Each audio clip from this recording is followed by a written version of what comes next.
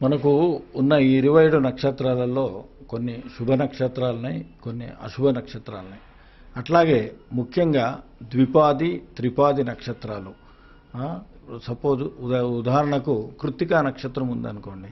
కృత్తికాలో మొదటి పాదము మేషరాశికి చెందింది, తర్వాత 3 పాదాలు వృషభ రాశికి చెందింది. వీటిని త్రిపాది అని అంటారు. అట్లాగే మృగశిర 2 పాదాలు వృషభంకు, మిగతా 2 పాదాలు 2 చరణాలు మిథున రాశిలో ఉంటాయి. కాబట్టి ఈ 2 చరణాలు దీన్ని ఏమిటంటే ద్విపాది నక్షత్రం అంటారు. ఇట్లా ముఖ్యంగా ఈ ద్విపాది త్రిపాది నక్షత్రాలు అవే కాకుండా ధనిష్ట పంచకాలు అంటారు. ధనిష్ట, శతభిషం, పూర్వభాద్ర, ఉత్తరభాద్ర, రేవతి ఈ 5 నక్షత్రాలలో కానీ ఎవరైనా చనిపోతే అది అరిష్టప్రదము.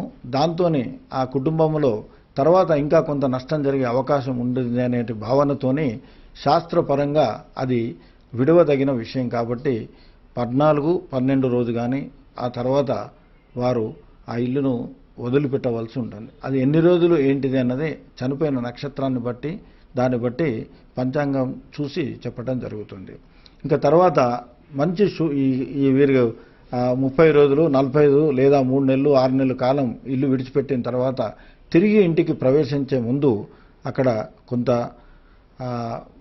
పూజాది కార్యక్రమాలు అవసరమైతే హోమాదులు నిర్వహించి ఆ ఇంట్లో పునఃప్రవేశం చేయటం జరుగుతుంది.